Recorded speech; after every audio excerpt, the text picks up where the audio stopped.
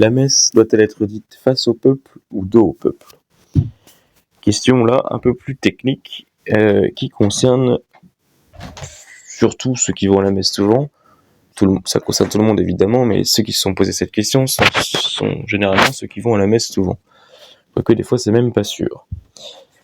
Avant de se répondre à cette question, il faut se poser la question de quand date le changement, parce que avant de passer à la messe, ce qu'on appelle donc face au peuple, on avait donc toutes les messes qui étaient dites ad orientem, c'est-à-dire face à l'Orient, tournées vers l'Orient, pas la ville de Bretagne, mais l'Orient de l'Est, tournées vers Jérusalem, comme le sont les églises, tournées vers l'Est surtout, vers Jérusalem, oui, mais vers aussi l'endroit où se lève le soleil, symbole de la résurrection du Christ. Alors pourquoi ça a changé? Eh bien, certains vont nous dire que c'est à cause du Concile Vatican II, ce qui est totalement faux.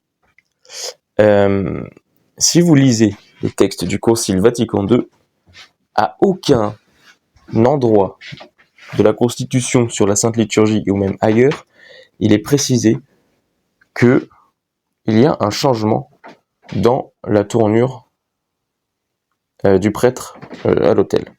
D'ailleurs, même dans la traduction du missel romain, il est précisé les moments où le prêtre doit se retourner vers les fidèles, ce qui suppose que d'ordinaire il n'est pas tourné vers les fidèles. Alors pourquoi ce changement? Eh bien parce que tout simplement, comme tous les conciles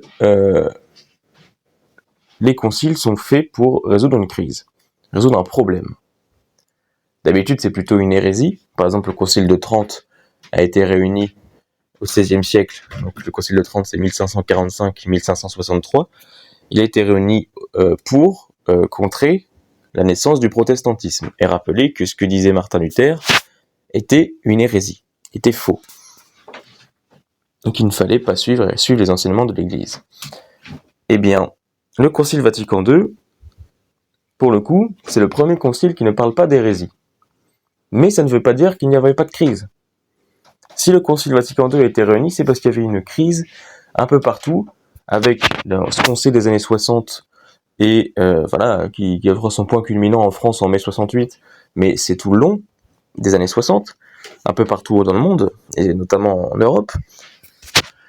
On a cette volonté de se défaire de la tradition de ses ancêtres, de se défaire de ce que nous apportent nos parents, nos grands-parents, de ce qu'on nous a apporté depuis toujours, pour nous forger notre propre identité.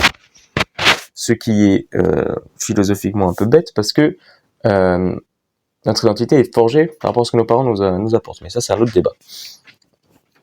Et donc, dans cette volonté-là, on avait déjà, avant le Concile Vatican II, des prêtres qui faisaient n'importe quoi sur la liturgie. C'est-à-dire qu'ils se permettaient d'ajouter des passages, d'en enlever, de passer en français alors que la messe était strictement dite en latin avant, sur le rite tridentin, etc. Et donc, face à ça, et c'est pas que dans la messe, mais c'est là, comme notre sujet c'est sur la messe, on va parler que de ça. Et donc, le Concile Vatican II se dit on va faire une constitution, c'est-à-dire que on va écrire un texte qui va être voté par tous les évêques du monde entier, ceux qui ont bien voulu venir, en tout cas au concile, donc tous les évêques catholiques du moins, et les évêques qui étaient là, notamment des églises orientales, certaines églises orientales qui étaient là pour la discussion, pas forcément signé le texte, mais ils étaient là. Et ils ont fait une constitution qui s'appelle Sacrosanctum Concilium, donc la constitution sur la Sainte Liturgie, qui régit bien ce qu'il faut faire pour la Sainte Messe. Cette constitution est accompagnée de la publication d'un nouveau missel, le missel de Paul VI, parce que c'est le pape Paul VI, Saint Paul VI qui l'a publié, et qui donc remplace le missel de Saint Jean XXIII, qui est le dernier de la forme tridentine, donc du rite qu'on appelle aujourd'hui traditionnel par abus de langage, parce que tout rite de l'Église est traditionnel. Sachant que ce rite tridentin traditionnel, comme vous voulez, date de l'époque de Saint Pie V, qui était donc pape de 1566 à 1572. Donc voilà, ça date du XVIe siècle, ça ne date pas non plus du début de l'Église, comme voudrait nous le faire croire ceux qui appellent ça la messe traditionnelle, parce que ce serait la messe traditionnelle. Voilà, mais ça date du XVIe siècle. Et donc, qui met un peu ce rite, pas aux oubliettes, mais il le remplace. En tout cas, c'est un nouveau rite. C'est la même messe, mais le rite change quelque peu. Ce qui change, c'est quoi? C'est que déjà, on impose le chant grégorien comme chant liturgique. Ce qui est marrant parce que c'est là qu'on remarque que c'était pas le cas avant.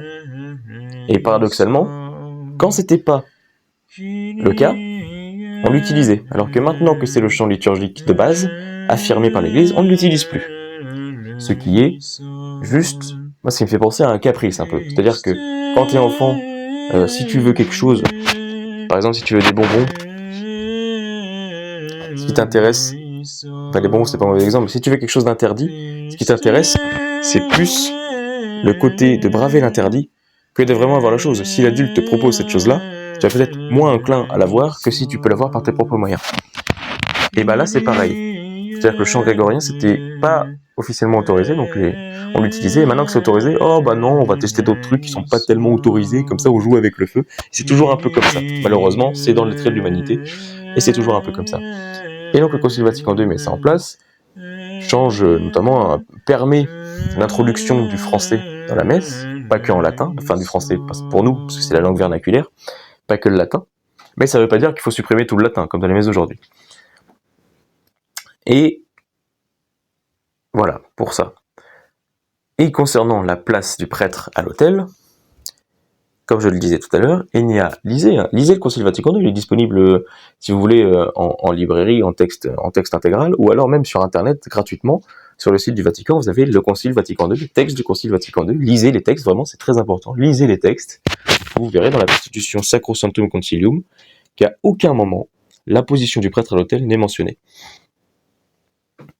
Et donc, cette position du prêtre à l'autel, ça part donc des prêtres qui ont fait n'importe quoi, avant le concile et depuis après le concile, qui ont interprété le concile, dans cette espèce d'esprit du concile, ils ont appelé ça comme ça, ce qui n'a aucun sens. Ils se sont dit, le concile n'a pas dit ça, mais comme c'est dans l'esprit du concile, on va le faire quand même. Et donc il y a certains prêtres qui se sont mis à se tourner face aux fidèles. Techniquement, cette question de tourner vers les fidèles est canonique aujourd'hui. C'est-à-dire que la messe est valable et c'est possible de se tourner vers les fidèles. Là, mon interrogation, c'est de savoir quel est le mieux entre les deux. Et à l'origine, voilà, ils ont interprété le Concile Vatican II, mais aussi un arrêté qui demandait, et il me semble que c'est dans le Concile, je crois que c'est pas dans le Concile Vatican II, je ne sais plus dans quoi c'est, mais qui demandait à ce qu'on détache les autels du mur pour qu'on puisse en faire le tour et l'encenser tout entier. L'encenser avec donc de l'encens, de la fumée, qui symbolise en gros la bénédiction de l'autel avant la messe, fait partie du rite liturgique.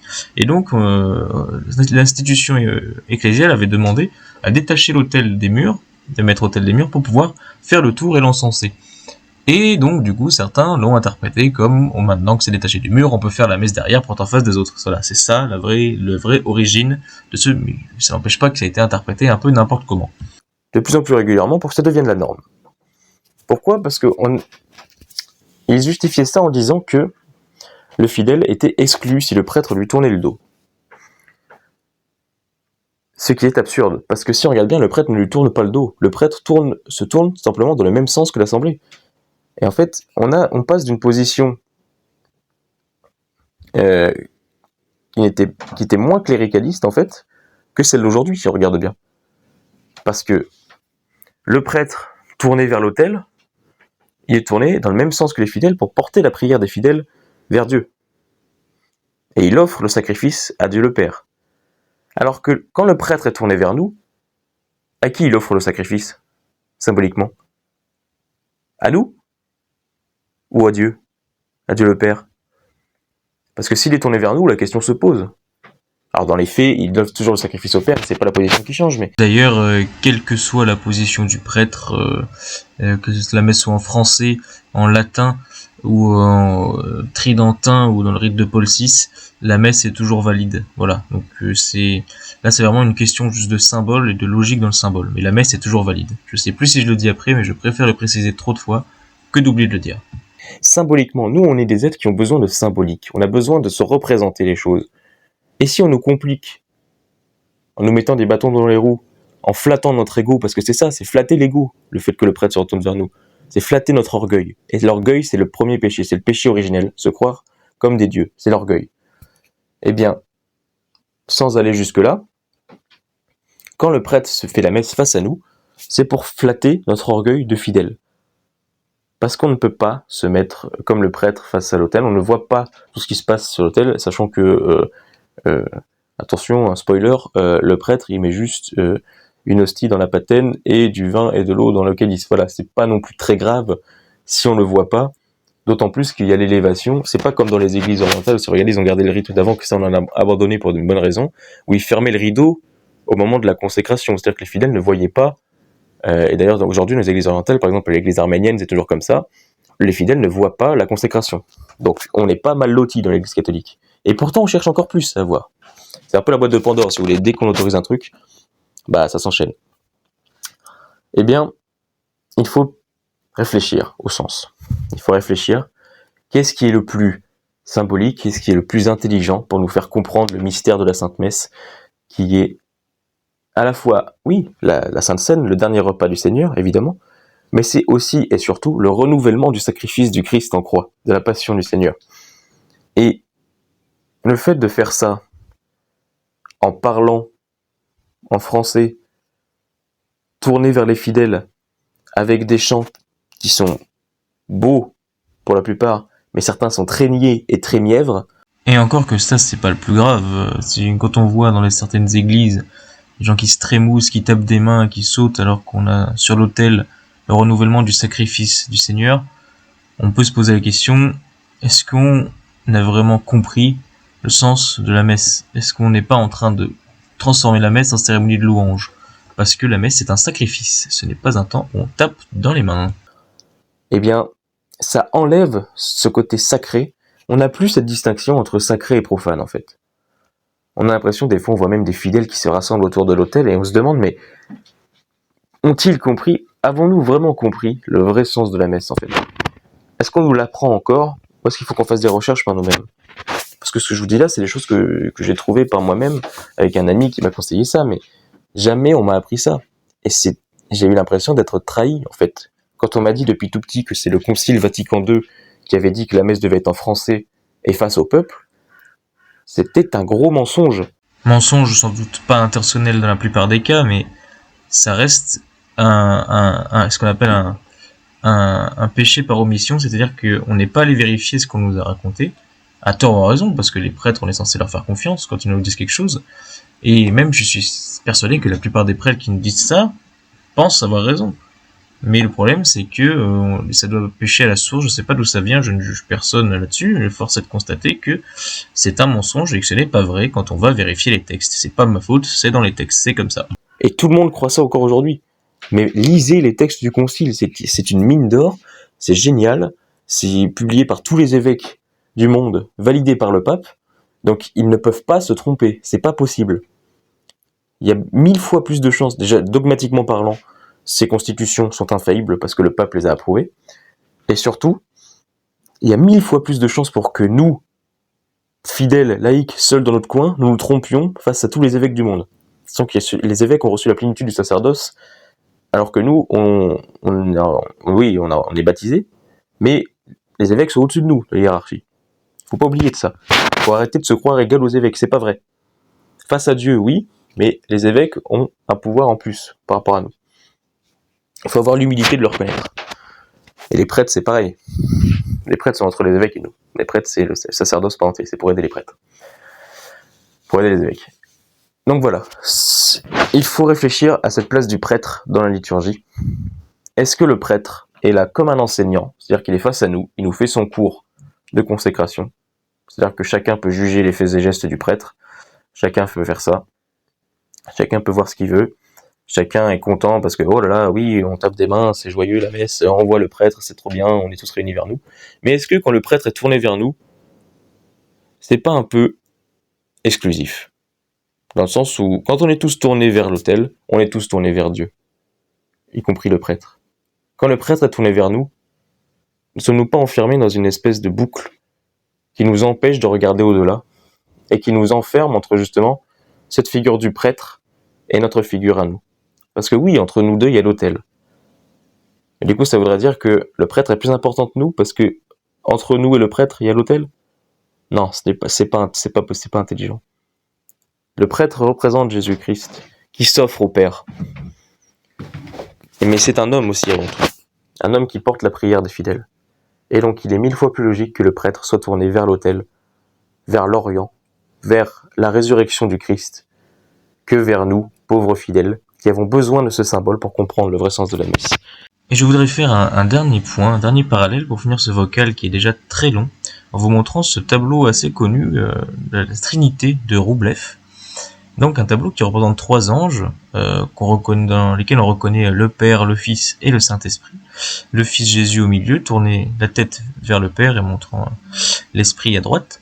Et face à nous, il y a une place, il y a un trou, comme pour nous inviter à ce banquet du royaume de Dieu en compagnie de Dieu, Trinité. Et si vous remarquez bien, la messe, c'est aussi, donc, c'est un sacrifice, comme on l'a déjà dit, mais c'est aussi un repas. Et donc là, c'est le repas de la messe, quelque part. On peut reconnaître même un calice sur la table. Et si vous remarquez bien, si l'on regarde ce tableau, eh bien, nous sommes de dos par rapport aux autres. Parce que nous sommes tournés vers Dieu, Trinité, qui nous invite à ce festin, qui est le sacrifice du Christ, qui nous a été donné par le sacrifice du Christ. Je vous invite pour approfondir ça à lire bien sûr les textes du Concile Vatican II et à lire aussi le livre du père Jean-Baptiste Nadler, L'esprit de la messe de Paul VI, si ça vous intéresse, qui est vraiment très bien écrit et qui explique vraiment mieux que moi pourquoi c'est important de revenir aux fondamentaux de ce missel de Paul VI, de ce Concile Vatican II, et qu'il ne faut pas croire tout ce qu'on vous raconte sans faire vos recherches. C'est malheureux parce que l'Église est censée être œuvre de confiance, on doit pouvoir faire confiance à nos prêtres et à nos évêques. Et malheureusement, aujourd'hui, ce n'est pas toujours le cas, parce que les prêtres et les évêques déjà sont mal formés pour la plupart. Et certains, mais ça a toujours été le cas, malheureusement, certains disent n'importe quoi. Mais il faut quand même les aimer, prier pour eux, parce que c'est pas facile d'être évêque, c'est pas facile d'être prêtre, c'est très dur. Et on a la chance quand même d'avoir des saints prêtres, de saints évêques. Donc il faut prier pour eux. Et se renseigner, faire nos recherches, et tout ira bien. Loué soit Jésus-Christ. N'hésitez pas à me faire un retour en commentaire pour savoir si ce concept vous a plu, et à me laisser de nouvelles questions pour que je puisse y répondre dans de prochains vocaux.